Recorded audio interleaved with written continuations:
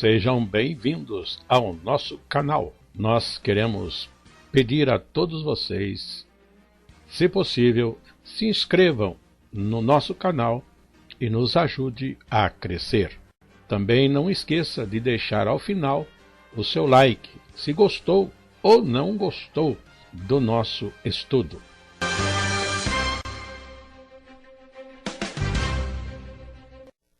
O programa a seguir é de inteira responsabilidade de seus idealizadores e apresentadores.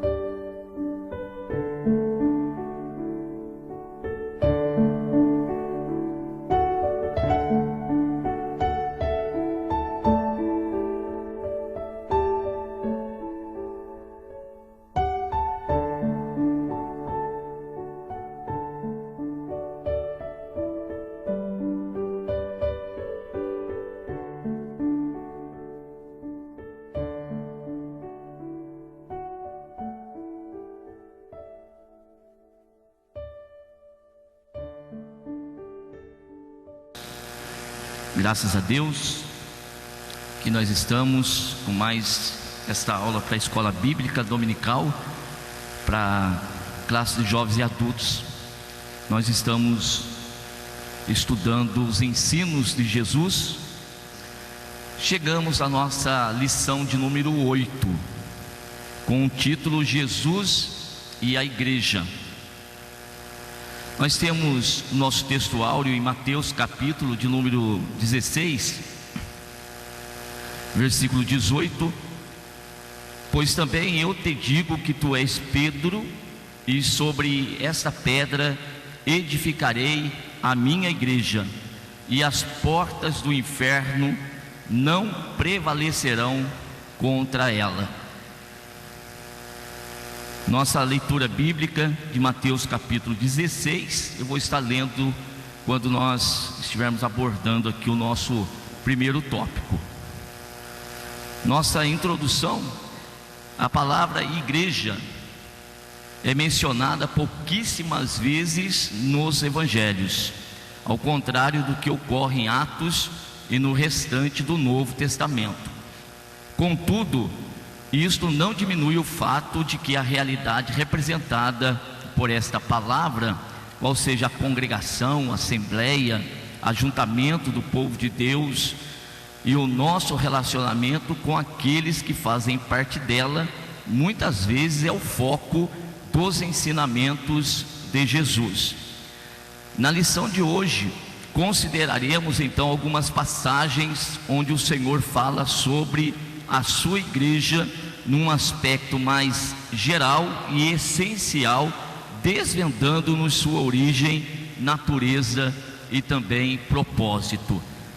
Sempre bom destacar quando nós falamos a respeito de igreja, que muitas das vezes nos vem a lembrança, a ideia de que igreja ela é um ente somente religioso, né? E nos evangelhos ou outros textos bíblicos que nós encontramos a expressão igreja, e sempre mencionada pelo Senhor Jesus, na realidade ela não tem a conotação de religião, tá? Ela é um ajuntamento, e sempre quando tratamos a respeito da igreja do Senhor, nós precisamos associar a igreja com o reino de Deus sobre a face dessa terra, né? Então é isso que nós precisamos observar: o reino de Deus estabelecido, e esse agrupamento de pessoas, esse ajuntamento de pessoas, então leva o nome de igreja. No sumário da nossa lição, nós temos o nosso primeiro tópico com o fundamento da igreja. Ela está edificada sobre que base? Exatamente nesse primeiro momento nós vamos identificar dentro da nossa lição, que é o principal foco nesse momento, nesse primeiro tópico, é aprendermos a respeito disso aqui. Em Mateus capítulo 16, a partir do verso de número 13, então nós lemos: e chegando Jesus às partes de Cesareia de Filipe, interrogou os seus discípulos dizendo: que dizem os homens ser o Filho do Homem? E eles disseram: uns João Batista, e outros Elias, e outros Jeremias ou um dos profetas. Disse-lhes ele: e vós, que dizeis que eu sou? E Simão Pedro respondendo disse: tu és o Cristo, o Filho do Deus vivo. E Jesus respondendo disse-lhe: bem-aventurado és tu, Simão Barjonas, porque não foi a carne e sangue que tu revelou, mas meu Pai que está nos céus. Pois também eu te digo que tu és Pedro, e sobre esta pedra edificarei a minha igreja, e as portas do inferno não prevalecerão contra ela. Está então o nosso primeiro texto, o nosso também primeiro tópico a respeito do fundamento da igreja. Já queremos destacar que não é Pedro o fundamento da igreja. Na verdade, nós vamos agora discorrer essa lição e aprendermos cada vez mais, enfatizarmos isso. Os irmãos que já têm o conhecimento vai reforçar o seu argumento dentro da classe de aula a respeito disso, que o fundamento não é Pedro. Então vamos seguir aqui a nossa lição. Primeiro tópico, portanto, o fundamento da igreja, e nós lemos: o ensino dessa passagem é ocasionado pela pergunta de Cristo aos seus discípulos: que dizem os homens ser o Filho do Homem? Pergunta esta que, depois de respondida com as diferentes opiniões entretidas pela multidão, é dirigida diretamente aos 12: e vós, que dizeis que eu sou? Tomando à frente dos demais, ou falando em nome deles também, Pedro expressa plena convicção numa confissão que, embora concisa, inclui tanto o reconhecimento da missão de Jesus ao chamá-lo de Cristo, isto é, ungido para salvar e reinar sobre o povo de Deus, como da sua natureza essencial no título Filho de Deus, isto é, igual e um com o Pai, que saiu de Deus e voltaria para Deus, ao qual todos os seres nos céus e na terra devem honrar, assim como honram ao Pai. Mas se por um lado se podia esperar dos discípulos uma resposta mais próxima da verdade do que da multidão, o Senhor destaca que nem mesmo eles chegariam à convicção expressa por essa convicção ou por essa confissão, se Deus não tivesse revelado a eles a verdade acerca de Cristo Jesus. Os pontos importantes destaquei aqui para nós em azul, por exemplo, nessa primeira parte aqui, que a confissão de Pedro, a pergunta do Senhor Jesus, inclui tanto o reconhecimento da missão de Jesus, como também aí da sua natureza. É essa confissão do apóstolo Pedro que é o destaque de Jesus, que é o importante aqui da palavra que o Senhor disse, dessa mensagem que nós aqui estamos estudando. Na confissão do apóstolo Pedro, ainda Pedro, ele então revela aqui esta missão de Jesus ao chamá-lo de Cristo. Então, naquela ocasião, Jesus, entre a multidão, entre os seus discípulos, e outras vezes eu já disse, não existia nada em Jesus que o identificasse como filho de Deus. Ao contrário, nós já lemos em lições passadas aí que ele, na realidade, no quesito aparência, não tinha nada, absolutamente nada, que nós o desejássemos. Isso Isaías capítulo 53. Então ele era um homem comum, Jesus de Nazaré era um homem comum, aparentemente comum dentre todos os demais homens, tanto que quando Jesus pergunta a respeito do que os homens falavam a seu respeito, identificaram-no como um dos profetas, né? Agora, para os discípulos, e vocês, o que vocês dizem que eu sou? Então, na confissão do apóstolo Pedro, ele vai dizer: tu és o Cristo, o Filho do Deus vivo. Então, um destaque para vocês aí, o título do Senhor, ungido, né? A missão dele foi ungido para salvar e também reinar sobre o povo de Deus. Isaías, fazendo as leituras apontadas aqui para nós na nossa lição, em Isaías capítulo de número 61 e o versos 1, 2 e 3,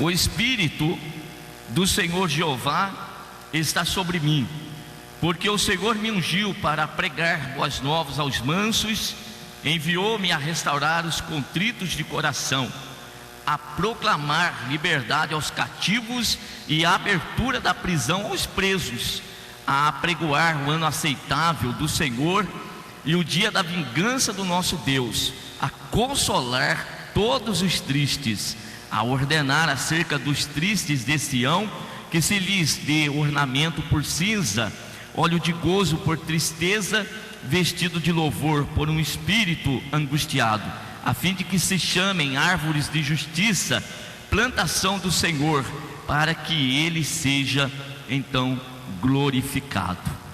Esse texto, e também de Salmos, o livro dos Salmos, nós lemos em Isaías aqui a primeira missão, que é o Senhor Jesus ter sido ungido por Deus para salvar e libertar. E agora no Salmos de número 2, nós temos a outra missão, que é a respeito do seu reinado sobre o povo do Senhor. Verso de número 6: eu, porém, ungi o meu rei sobre o meu santo monte Sião. Aqui sendo a voz de Deus a respeito do seu filho, e aqui numa palavra profética do salmista, já apontando para o Senhor Jesus, que ele seria ungido, né? E naquela ocasião, quando um rei ele era ungido, né, para reinar sobre o povo de Deus, então ele era considerado a partir daquele momento como o filho de Deus. Isso um rei aqui na terra, como foi Davi, Salomão e tantos outros mais. Mas Jesus não apenas considerado como tal, ele era realmente como é o Filho do Deus vivo, identificado aí na confissão de Pedro. E também a sua natureza, né? Ou seja, ser igual ao Pai. João capítulo 1, vamos também fazer essa leitura. O Evangelho segundo escreveu João capítulo 1 e o verso de número 18. Deus, ele nunca foi visto por alguém. O Filho unigênito que está no seio do Pai, este o fez conhecer. Ou seja, por meio de Cristo Jesus, passamos a conhecer o Pai. E também o Pai, ele revela também o seu Filho. Ou seja, um igual ao outro, como nós estamos vendo aqui, igual e um com o Pai, e que saiu do Pai e que voltaria para o Pai. Capítulo 5, verso 18: por isso, pois, os judeus ainda mais procuravam matá-lo, porque não só quebrantava o sábado, mas também dizia que Deus era o seu próprio Pai, fazendo-se igual a Deus. Verso 23: para que todos honrem o Filho como honram o Pai. Quem não honra o Filho, não honra o Pai que o enviou. Ou seja, os judeus, eles tinham uma preocupação muito grande de honrar o Pai. Mas Jesus está dizendo para eles: nós somos um. Se vocês não honram o Filho, logo não honram também o Pai. Se vocês querem realmente honrar o Pai, é necessário que reconheçam o Filho que foi enviado pelo Pai. E isso trazia muita dissensão no meio do povo de Israel, do povo judeu. Jesus, ele se considerar ou se igualar ao Pai, isso trazia muitas dissensões entre eles, pois eles não compreendiam esse mistério. E daí nós vamos fazer a primeira observação na nossa aula, que infelizmente nos dias atuais estamos com dificuldade também de compreender muitas das vezes a mesma mensagem, de saber que o Filho e o Pai, eles são um, e que nós nele também somos um, estamos unidos. Então a obra que Jesus ele veio para realizar na terra, para nos reconciliar com o Pai, por meio dele, da sua morte e ressurreição, é para que nós vivamos nesta mesma unidade que existia entre ele e o Pai. E naquela ocasião os judeus achavam isso um absurdo, e hoje muitas vezes essa mensagem tem causado estranheza também na vida de muitos cristãos. Então vamos ficar atentos a isso aqui. E na última parte que eu marquei, embora os discípulos, os homens, era normal que os demais homens eles não entendessem essa mensagem, porém dos discípulos se esperava algo mais, porque estavam com Jesus ouvindo a mensagem do Senhor. Porém, conforme nós lemos aqui, mesmo eles não chegariam a esta convicção se pelo Pai não fosse revelado a eles. Do mesmo modo, isso serve agora para nós. Se nós temos conosco a convicção de que Jesus ele é o Filho de Deus e que ele morreu na cruz para a nossa salvação, e nós entendemos que nós agora em Cristo estamos unidos a ele e assim unidos ao Pai, só chegaremos a essa conclusão a partir da revelação da parte do Pai para cada um de nós, tá bom? Isso está em João capítulo 14 e o verso de número 9 até o verso de número 11. Disse-lhe Jesus: eu estou há tanto tempo convosco e não me tendes conhecido, Filipe. Quem me vê a mim, vê o Pai. Como dizes tu, mostra-nos o Pai? Não crês tu que eu estou no Pai e que o Pai está em mim? As palavras que eu vos digo, não as digo de mim mesmo, mas o Pai que está em mim é quem faz as obras. Crede-me que eu estou no Pai e o Pai em mim, crede ao menos por causa das mesmas obras. Então percebemos isso aqui na vida dos discípulos, que embora andando com Jesus, ouvindo os seus ensinamentos, eles ainda estavam com dificuldade de entender isso. Ter um homem em corpo físico diante deles e entender, compreender que ali também estava Deus. Aí percebemos como que o entendimento humano, ele é uma barreira muito grande para o acesso aos mistérios de Deus. E eu digo que há muitas coisas que nós precisamos aprender mais das Sagradas Escrituras, principalmente nesse evangelho que estamos lendo. Capítulo 13, capítulo 14, o 15, o capítulo 17, quanto ao ensinamento de Jesus, e o Senhor quer que nós entendamos isso, para que aqui na terra nós possamos usufruir das benesses do Senhor. E vamos alcançar isso a partir de que momento? Quando alcançarmos o entendimento perfeito de que nós estamos verdadeiramente em Cristo. E uma vez que estamos em Cristo, estamos no Pai. No entanto, às vezes o comportamento, as nossas atitudes, elas não condizem com aquilo que nós muitas das vezes aprendemos. Precisamos melhorar bastante no tocante a esse entendimento da comunhão que nós devemos ter com o Senhor Jesus e logo ter com o Pai, para que nós possamos usufruir dessa graça maravilhosa. Mateus capítulo 11 e o verso de número 27: todas as coisas me foram entregues por meu Pai, e ninguém conhece o Filho senão o Pai, e ninguém conhece o Pai senão o Filho e aquele a quem o Filho o quiser revelar.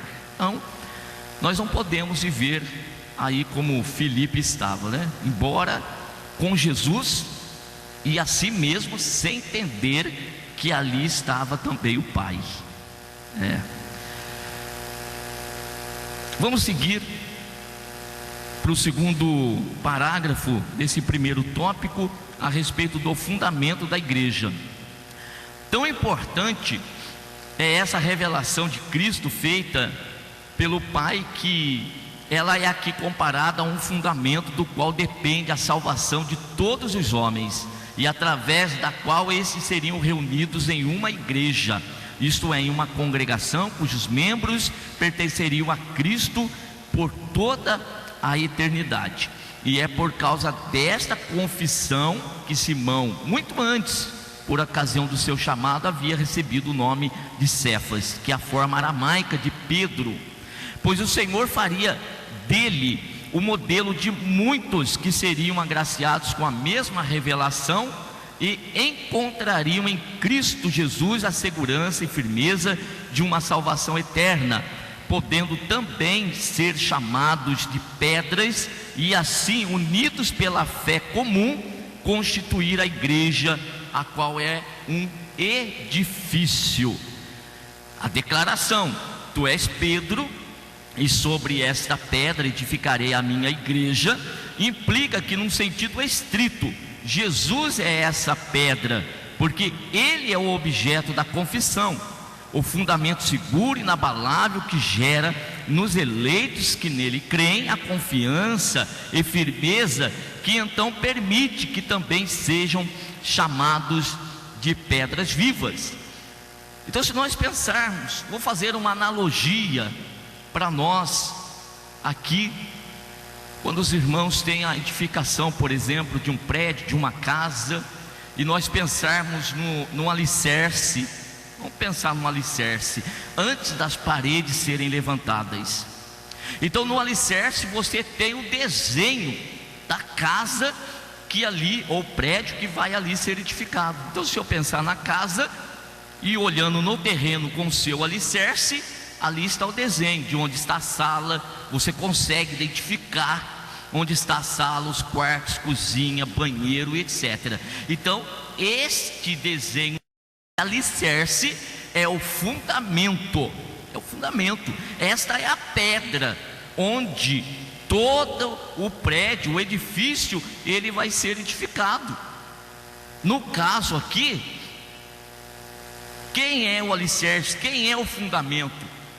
Pedro? Não, é aquele que foi o objeto da confissão de Pedro, que é o Cristo, ungido de Deus, que veio para salvar, resgatar e também reinar, viu? Reinar aqui, pois o reino do céu já está estabelecido, o reino de Deus já está entre nós, e agora nós, cada um de nós como pedras, agora sobre este fundamento nós estamos sendo edificados como igreja do Senhor. Não há muita necessidade dos irmãos se preocuparem e ir lá para o grego e também se ficar preso em pronomes ali da resposta do apóstolo Pedro. Basta somente prestarmos atenção, não que tudo isso que eu disse não seja importante, mas preste atenção nas referências, nos paralelismos, nessas regras da hermenêutica bíblica, que já vai ser o bastante para nós compreendermos esta confissão do apóstolo Pedro. E também você lá na sua classe, você vai ter facilidade, por meio então do paralelismo, das referências, mostrar que na realidade o fundamento é o objeto da confissão do apóstolo Pedro. Então o texto importante para lermos, que é então a primeira carta do apóstolo Pedro, vamos fazer essa leitura do capítulo de número 2, versículo 4 até o versículo de número 8. E chegando-vos para ele pedra viva, reprovada na verdade pelos homens, mas para com Deus eleita e preciosa, vós também, como pedras vivas, sois edificados casa espiritual, sacerdócio santo, para oferecer sacrifícios espirituais agradáveis a Deus por Jesus Cristo. Pelo que também na Escritura se contém: eis que ponho em Sião a pedra principal da esquina, eleita, preciosa, e quem nela crer não será confundido. E assim para vós os que credes é preciosa, mas para os rebeldes, a pedra que os edificadores reprovaram, esta foi feita principal da esquina, e uma pedra de tropeço e rocha de escândalo para aqueles que tropeçam na palavra, sendo desobedientes para o que também foram destinados. Então, Cristo Jesus, Ele é a pedra de esquina, Ele é o fundamento, Ele é a referência.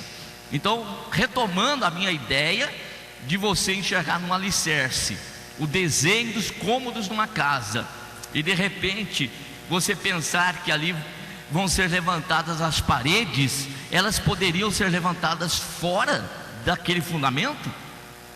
Ora, se for levantado fora daquele fundamento, daquele desenho que ali está, esse edifício não vai subsistir. Da mesma maneira, a igreja do Senhor, ela está sobre qual fundamento? Cristo. Ele é a referência, Ele é o referencial. Então nós, como pedras vivas, edificados sobre Cristo, não pode ser diferente do que o Senhor Ele verdadeiramente é, do modelo que Ele deixou para nós em todas as áreas das nossas vidas. Se nós agirmos diferente do que Jesus nos ensinou, então seria como levantar uma parede fora do desenho do alicerce. Vai ruir, vai cair, vai trincar, né?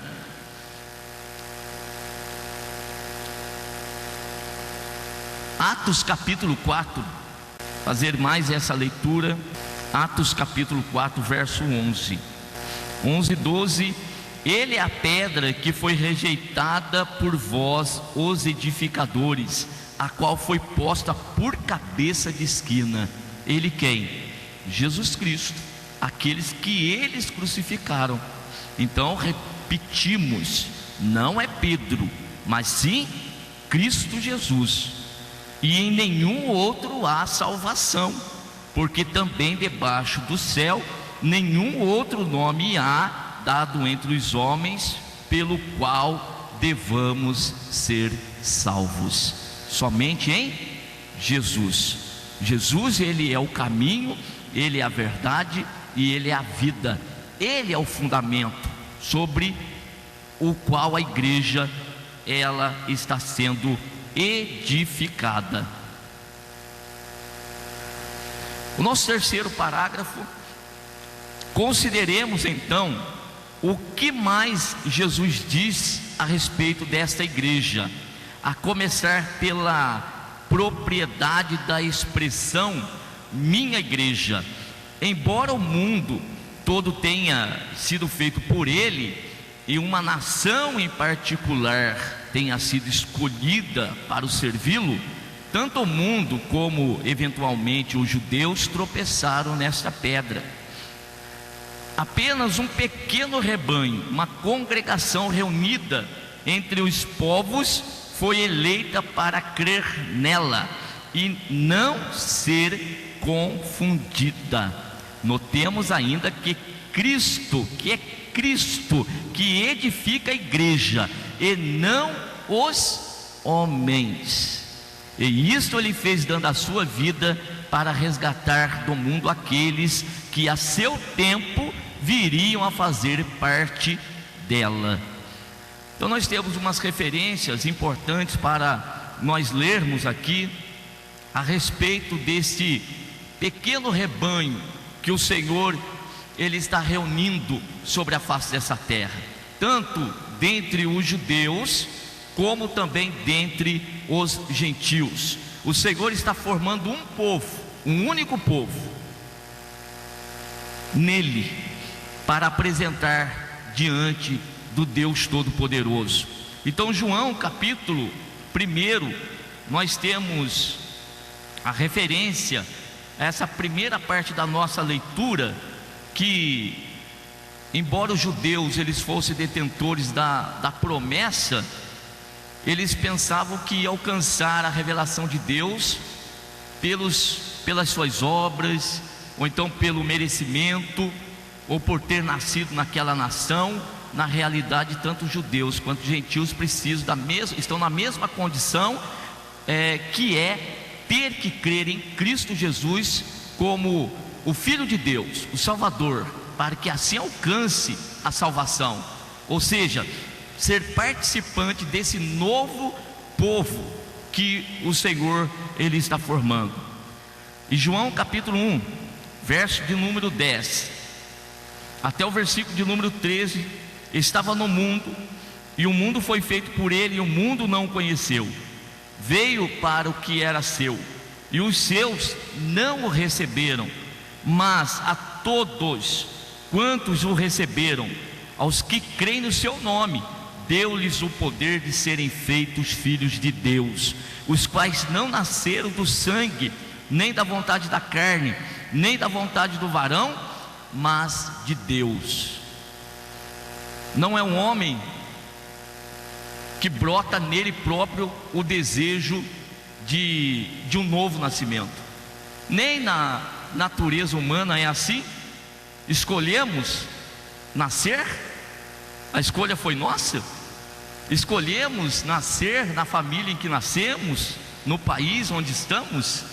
Não, nós fomos gerados. Então, na primeira natureza, a vontade do varão e da varoa, nascemos, não tivemos escolha. Agora, espiritualmente, mesma coisa. Também não foi escolha de nenhum de nós, mas a escolha de Deus, a vontade de Deus.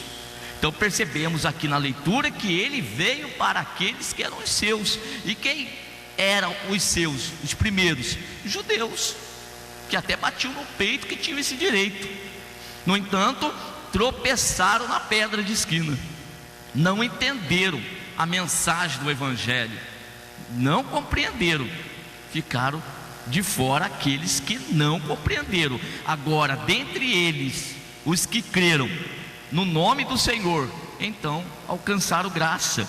Então nós lemos que todos aqueles quanto receberam. E quem são aqueles que recebem a Cristo? Os quais creem no seu nome. Agora, para crer no nome do Senhor, precisa do quê? Da revelação por parte do Pai.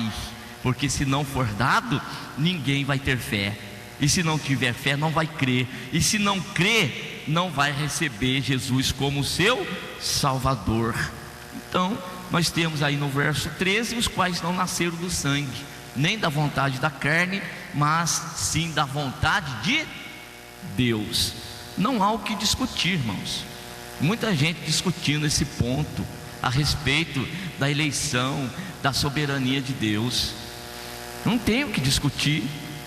São textos que não demandam nem interpretação.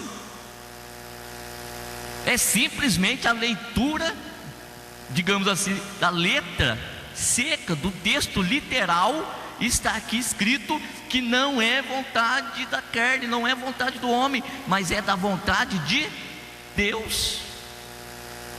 A conversa de Jesus com Nicodemos: é necessário nascer de novo. E o termo ali, nascer de novo, é nascer do alto, nascer da vontade de Deus. Não adianta você ser doutor da lei, ou até me reconhecer como mestre, e reconhecer os sinais que eu opero, como eu tendo sido enviado por Deus. Nicodemos reconheceu tudo isso, mas Jesus olha para ele e diz: te é necessário nascer de novo, ou seja, nascer da água e do Espírito, ou nascer da vontade de Deus. Esta é a nossa primeira leitura aqui. Ainda leio Mateus capítulo 21, versos 42 e 43. Diz-lhes Jesus: nunca lesse nas Escrituras a pedra que os edificadores rejeitaram, essa foi posta por cabeça do ângulo? Pelo Senhor foi feito isto, repito, pelo Senhor foi feito isto, e é maravilhoso aos nossos olhos. Portanto, eu vos digo que o reino de Deus vos será tirado, e será dado uma nação que dê os seus frutos. Então notemos que, destacado aí na nossa leitura, que é Cristo que edifica a igreja e não os homens.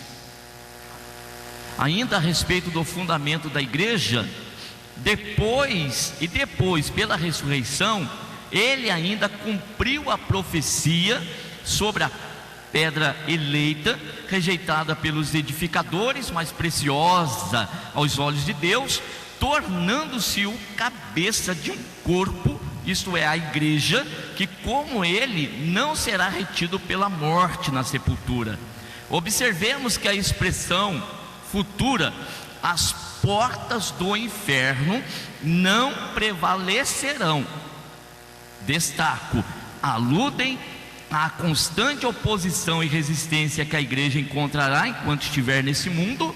Segundo, e culminará na morte, mas que será finalmente vencida como o último inimigo que resta por ocasião da ressurreição do último dia. Então, dentro desse fundamento da igreja, quem edifica a igreja é o Senhor, é Ele que edifica, e nós estamos sendo edificados sobre esta pedra que é Cristo. E quanto as portas do inferno não prevalecerão contra a igreja. Num primeiro momento, a respeito da resistência que nós temos no mundo, há muita gente preocupado demais com o inferno, que o inferno está no embate com a igreja e combatendo a igreja, e a igreja está perdendo espaço. Parece que nós vamos vencer lá, sabe, lá no último instante, quase perdendo, aí que nós vamos vencer. Não, a igreja do Senhor, as portas do inferno não prevalecerão contra ela. É tal qual aqui Jericó, é a igreja que avança. Então, quando a igreja avança, o que o inferno faz? Resiste, é o papel dele, evidentemente. Se trancar, se guardar, como aconteceu com Jericó. Naquela ocasião era a conquista de uma terra física. Hoje a nossa conquista são almas. Nós estamos para buscar almas para o reino do Senhor, mas o inferno se tranca, resistindo à igreja.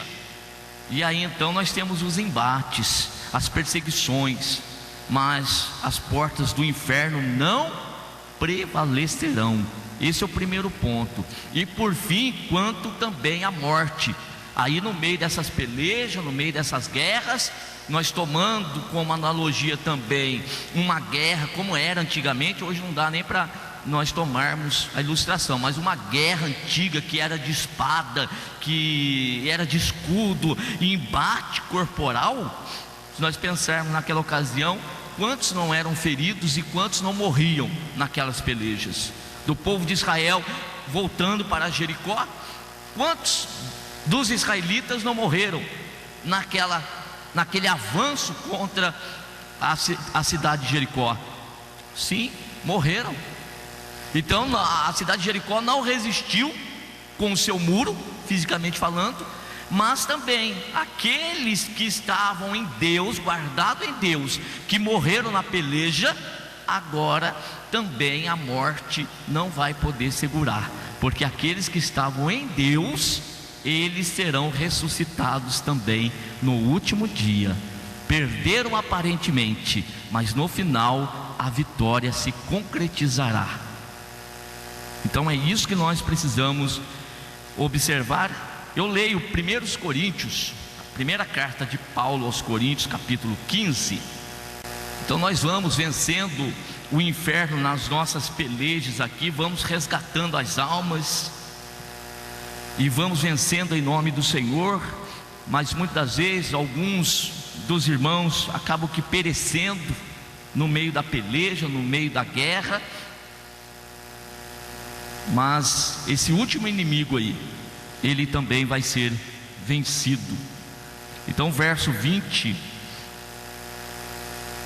até o verso 23 de 1 Coríntios 15: mas agora Cristo ressuscitou dos mortos e foi feito primícia dos que dormem, porque assim como a morte veio por um homem, também a ressurreição dos mortos veio por um homem.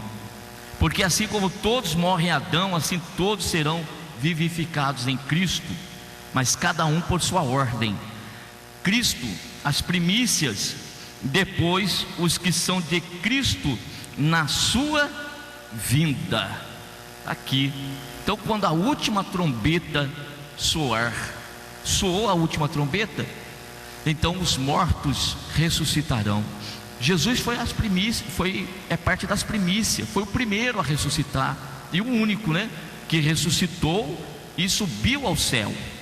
Os demais esperam a sua volta no grande dia em que a última trombeta soar, e assim os mortos ressuscitarão primeiro, e os que estiverem vivos na ocasião terão os corpos transformados num abrir e fechar de olhos, e nessa ocasião então será vencido a morte, acabou, não existe mais, e aí para todo sempre estaremos com Ele, estaremos junto dele, vivendo eternamente com Ele. Seguindo, nós chegamos no nosso segundo tópico. Estamos estudando a lição de número 8, Jesus e a igreja. E nesse segundo tópico nós temos a autoridade da igreja. Vamos fazer a nossa leitura aqui de Mateus capítulo 18, a partir do verso de número 15. Ora, se teu irmão pecar contra ti, vai e repreende-o entre ti e ele só. Se te ouvir, ganhaste a teu irmão. Mas se não te ouvir, leva ainda contigo um ou dois, para que pela boca de 2 ou 3 testemunhas toda a palavra seja confirmada. E se não has a escutar, dize-o à igreja. E se também não escutar a igreja, considera-o como um gentil e publicano. Em verdade vos digo que tudo o que ligardes na terra será ligado no céu, e tudo o que desligardes na terra será desligado no céu.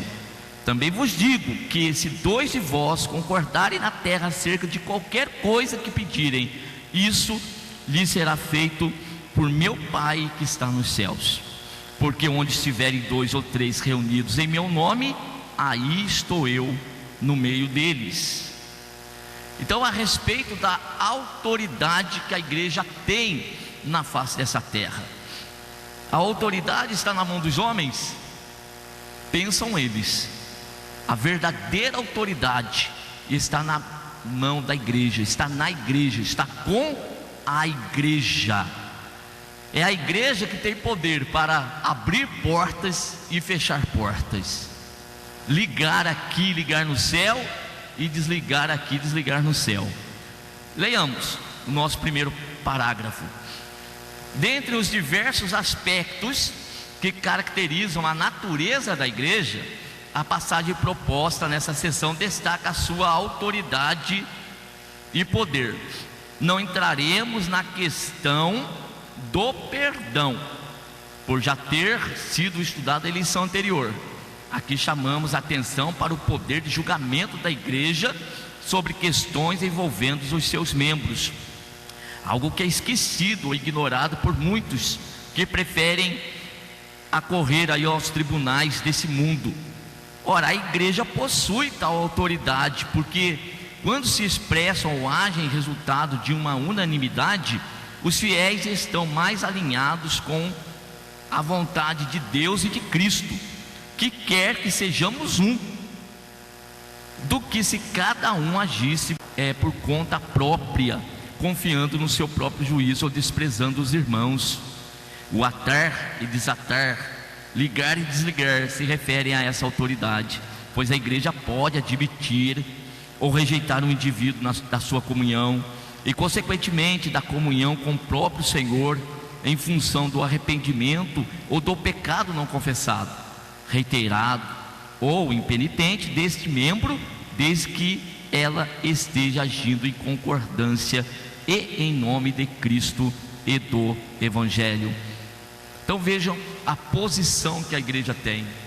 Então eu vou repetir: às vezes a igreja, para os cristãos atuais, ela parece apenas uma instituição religiosa, e nos envolvemos tanto com a instituição que nós esquecemos do que na realidade nós somos. Nós somos um grupo de pessoas na face dessa terra que constitui o reino de Deus, um reino que tem cultura, que tem rei, que tem leis próprias e que deveriam realmente agir em prol um dos outros, e com o exercício dessa autoridade que o próprio Senhor tem delegado a nós.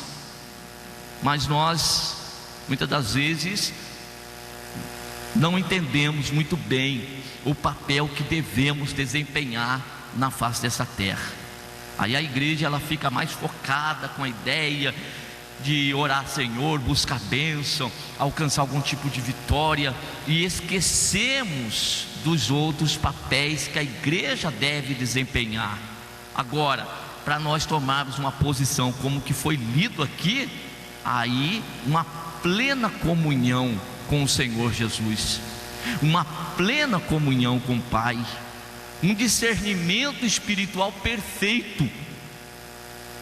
Mas as coisas terrenas tomam tanto a nossa ocupação, a nossa mente, que nós perdemos a autoridade que nos é dada.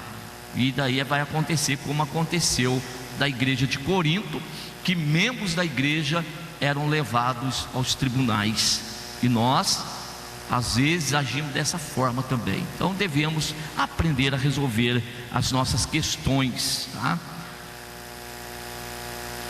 Tiago capítulo 5, verso de número 16: confessai as vossas culpas uns aos outros e orai um pelos outros para que sareis. A oração feita por um justo pode muito em seus efeitos. Apenas um versículo que nós lemos, e aqui diz respeito aos problemas que temos a respeito de enfermidade. E olha só o que Tiago diz: se colocássemos verdadeiramente em prática isso aqui que nós estamos lendo.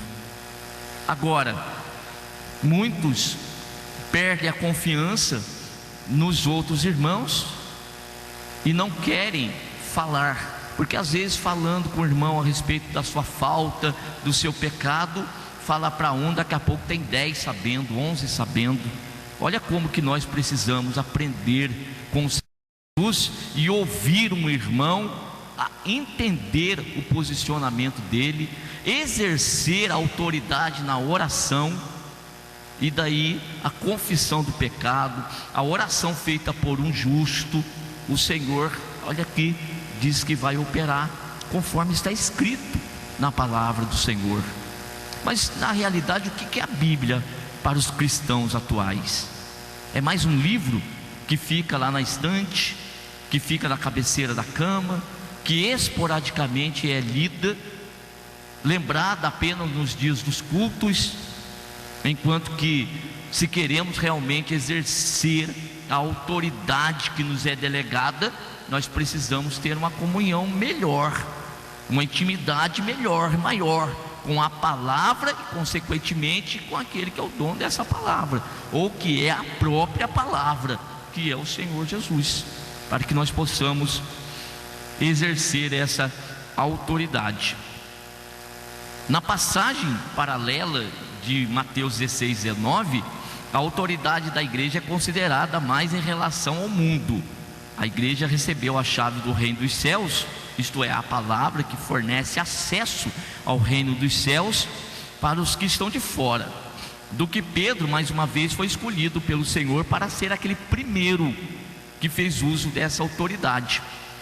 Se por um lado fechar o reino dos céus pode resultar da negligência no ministério da palavra, como foi o caso dos fariseus, por outro, devemos considerar que mesmo pregando fielmente, sempre haverá aqueles que rejeitarão o evangelho, e para estes a mesma palavra será causa de serem privados do reino dos céus. Então observemos aqui que Pedro, ele foi o primeiro a exercer esta autoridade que foi delegada à igreja. Ele, como o primeiro apóstolo ali naquela ocasião, eu até quero fazer lembrança de Atos capítulo 10, verso 1 e 6. Vamos abrir o texto de Atos capítulo 10. Nós temos aqui a passagem de Cornélio, que era um gentil, não era um judeu, e que Pedro, ele foi enviado por Deus para ir até a sua casa. E no verso 44 até o verso 48 nós lemos: e dizendo Pedro essas palavras, caiu o Espírito Santo sobre todos os que ouviam a palavra. E os fiéis que eram da circuncisão, todos quanto tinham vindo com Pedro, maravilharam-se de que o dom do Espírito Santo se derramasse também sobre os gentios, porque os ouviam falar línguas e magnificar a Deus. Respondeu então Pedro: pode alguém porventura recusar a água para que não sejam batizados estes que também receberam como nós o Espírito Santo? E mandou que fossem batizados em nome do Senhor. Então rogaram-lhe que ficasse com eles por alguns dias. No capítulo 15 de Atos, verso de número 7, é uma palavra que vai complementar então o que nós acabamos de ler, verso de número 7. E havendo grande contenda, levantou-se Pedro e disse-lhes: varões irmãos, bem sabeis que já há muito tempo Deus me elegeu dentre vós para que os gentios ouvissem da minha boca a palavra do evangelho e crescem. Então ele faz referência aqui a Cornélio, que embora ele sendo judeu não entraria debaixo de um teto de um gentil, mas por conta da visão que Deus lhe dera, e ele entendeu que era para ir até lá e levar a mensagem, assim ele abriu a porta. Foi o primeiro dentre eles que vai abrir a porta então para que o evangelho chegasse até os gentios, e os gentios então adentrasse a porta da salvação. E aqui no capítulo 15 nós temos a questão, já agora depois da primeira viagem do apóstolo Paulo, que quando retorna falando das maravilhas que Deus operou no meio dos gentios, transformando os gentios, dando-lhes a oportunidade da salvação. E aí os religiosos queriam que eles vivessem a legalidade da lei. Então Pedro agora se coloca de pé e vai falar: não, o Senhor também tem aberto a porta para os gentios. Eu sou testemunho, eu fui um dos primeiros que o Senhor levantou para tal obra. E aí então concordaram que os gentios não levariam a carga que cabia aos judeus, mas tão somente algumas coisas que foi então colocado na carta e depois levada para as igrejas que estavam entre os gentios. 2 Coríntios, capítulo de número 2 e o verso de número 16. Aqui Paulo escreve, eu vou ler também o 15: porque para Deus somos o bom cheiro de Cristo, nos que se salvam e nos que se perdem. Para estes, os que se perdem, certamente cheiro de morte para a morte, mas para aqueles, cheiro de vida para a vida. E para essas coisas, quem é idôneo? Olha a autoridade que a igreja tem. Infelizmente, quão distante muitos estão desta realidade que é a igreja que tem autoridade sobre a face dessa terra para então pregar o evangelho e através dela dar a oportunidade para as pessoas alcançarem a salvação.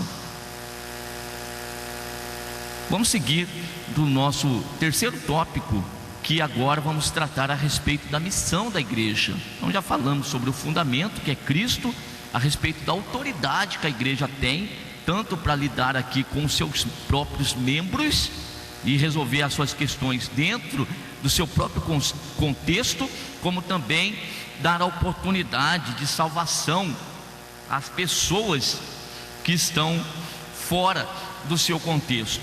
E agora vamos falar da missão da igreja no capítulo de número 28. Vamos fazer essa leitura de Mateus também, verso 16.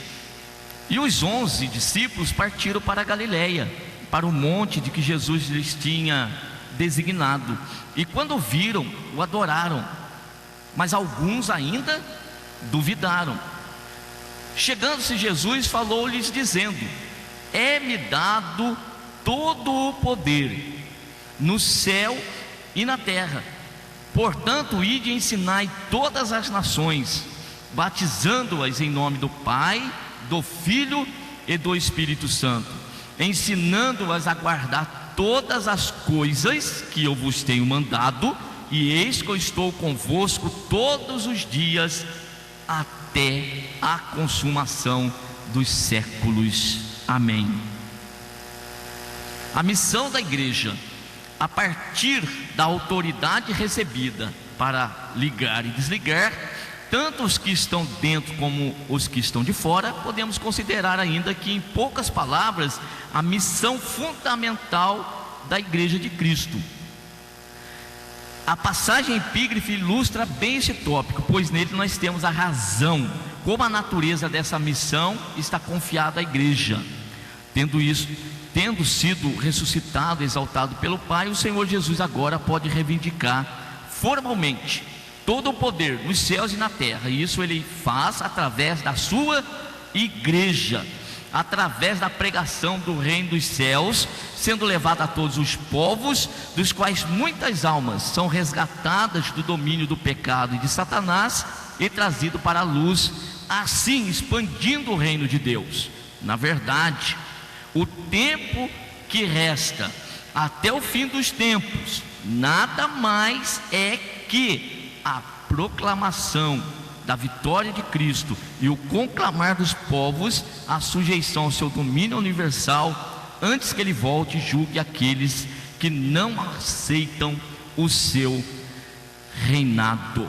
Então, os pontos aqui de observação para os irmãos sobre a missão da igreja. Então o Senhor, ele continua operando, resgatando, salvando, libertando transformando, mas agora Ele faz através de quem? Ele o faz através da igreja, do seu corpo que está sobre a face dessa terra. Então o Senhor não faz a parte da igreja, é um todo, é uma unidade. Nós estamos unidos, repetimos isso, estamos unidos a Ele. Então nós somos membros desse corpo maravilhoso, desse corpo espiritual de Jesus, e nós estamos agindo e devemos agir. Assim nós temos em Atos capítulo de número 26, o versículo de número 18, olha a missão: para lhes abrires os olhos e das trevas os converteres à luz, e do poder de Satanás a Deus, a fim de que recebam a remissão dos pecados e sorte entre os santificados pela fé em mim.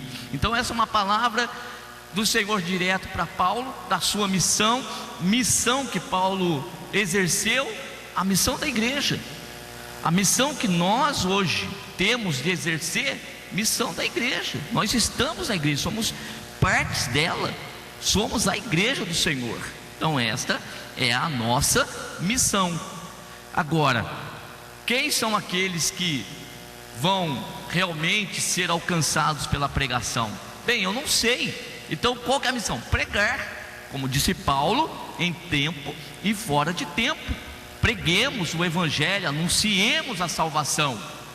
Agora, quem vai alcançar é a palavra, é o Senhor Jesus. E nós não sabemos se A, se B ou se C, mas nós temos uma missão dada pelo Senhor, que é ir para todas as nações, anunciando o evangelho, ensinando as pessoas a guardarem aquilo que também nós aprendemos do Senhor, e também batizá-las, assim aqueles que venham a crer. Carta de Paulo aos Colossenses, capítulo de número 2, versículo de número 15: e despojando os principados e potestades, os expôs publicamente, deles triunfou em si mesmos, ou em si mesmo. Apocalipse, capítulo 12, versículo 10: e ouvi uma grande voz no céu que dizia: o agora chegada está a salvação e a força e o reino do nosso Deus e o poder do seu Cristo, porque já o acusador de nossos irmãos é derribado, o qual diante do nosso Deus os acusava de dia e de noite. Agora é chegado o poder do nosso Deus. A partir de que momento? A partir da ressurreição, da morte de Cristo na cruz e a sua ressurreição. E o Pai o exaltou soberanamente, o colocou à sua destra. Então a partir desse momento é chegada a salvação e é manifestada aí o poder do Filho de Deus, através então de morte e ressurreição de Jesus.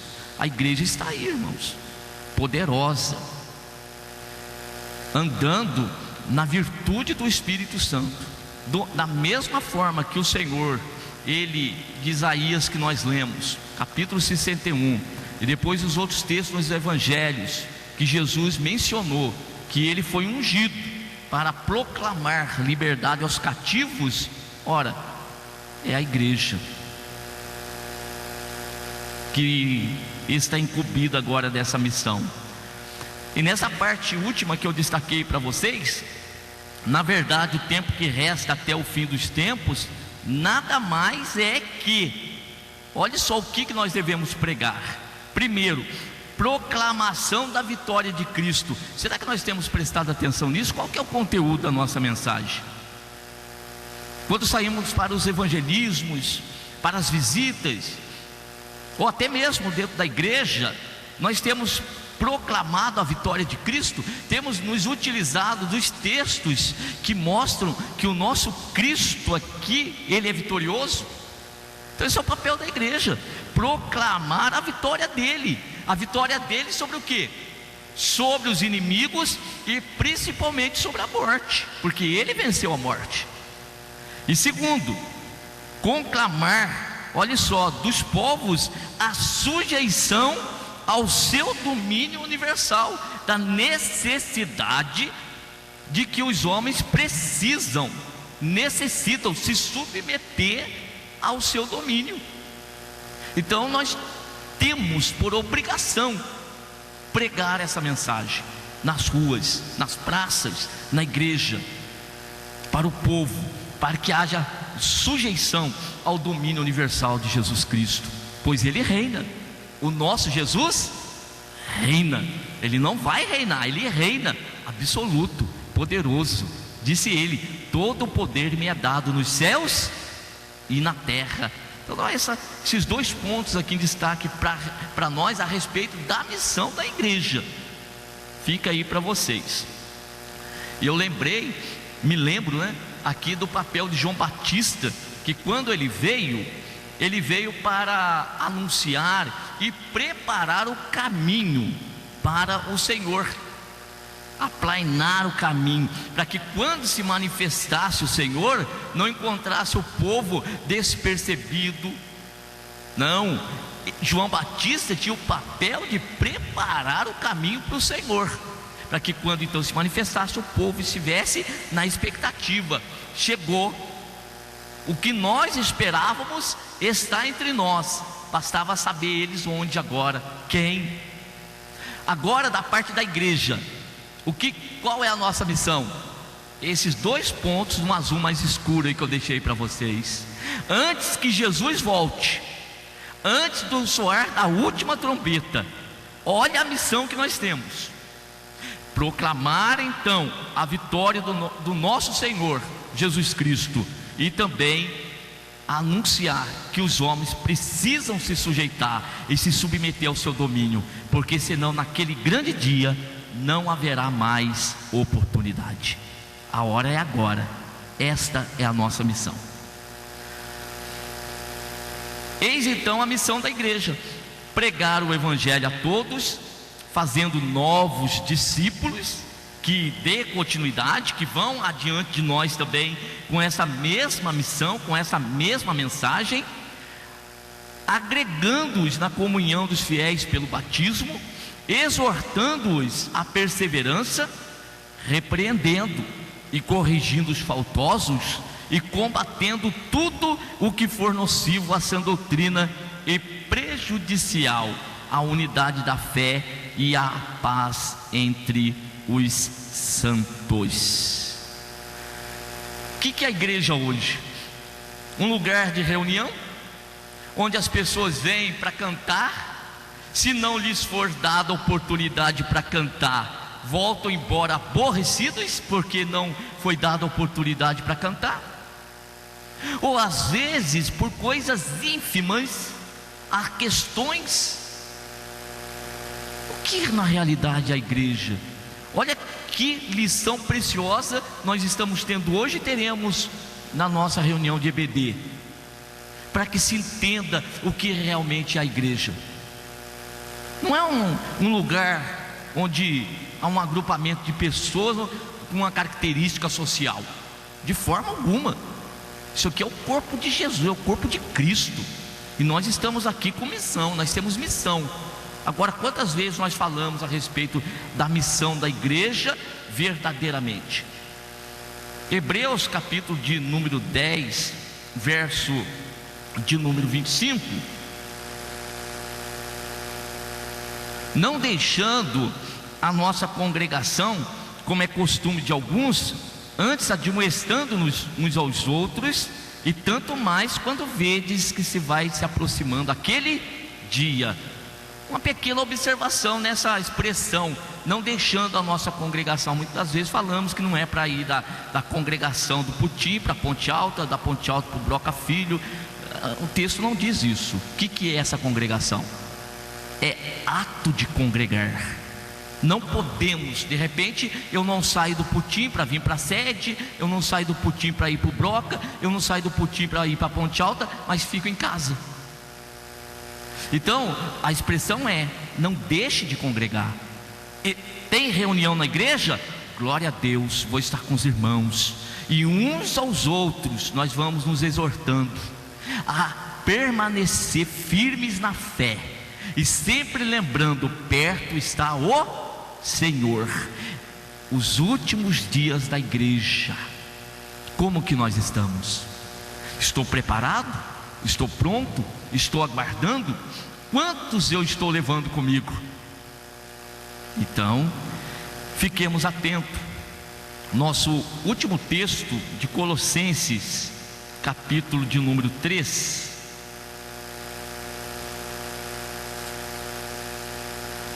E o versículo 12: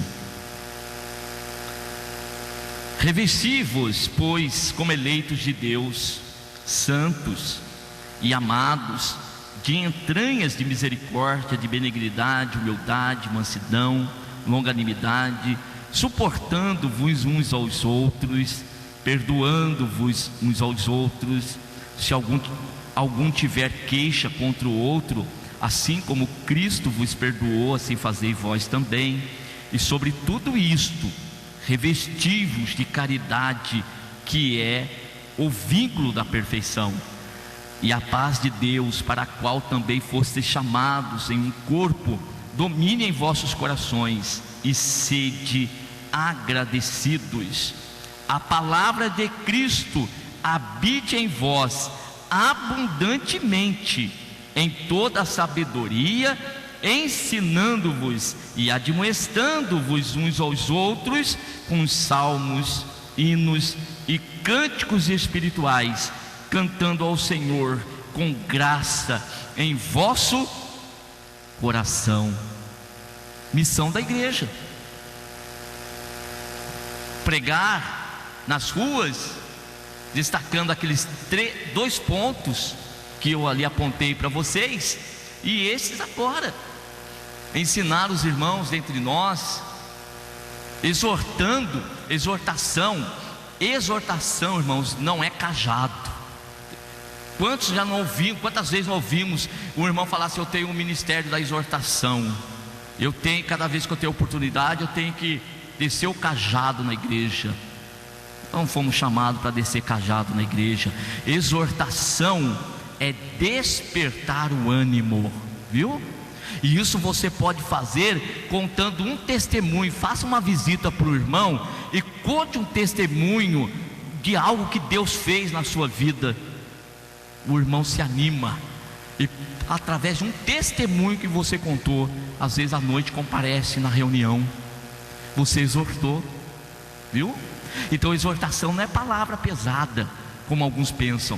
Não, vou repetir: é provocar o ânimo, é despertar o ânimo naqueles que estão um pouco, às vezes, desanimados.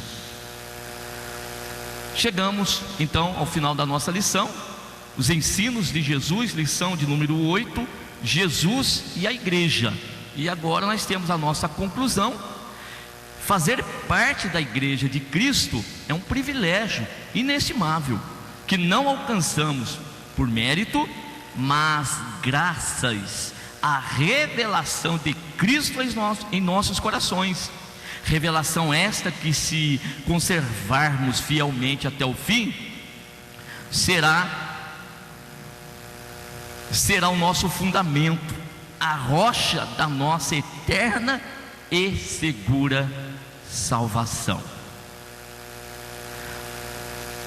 Nós então seguimos aí na nossa lição com o primeiro tópico, o fundamento da igreja; o segundo, a autoridade da igreja; e por fim, a missão da igreja. Nosso texto áureo, Mateus capítulo 16, verso 18: pois também eu te digo que tu és Pedro, e sobre esta pedra edificarei a minha igreja, e as portas do inferno não prevalecerão contra ela. Amém? Que Deus continue abençoando os amados irmãos em Cristo Jesus, e que o Senhor lhes dê graça aí para a ministração lá na sua classe. Amém?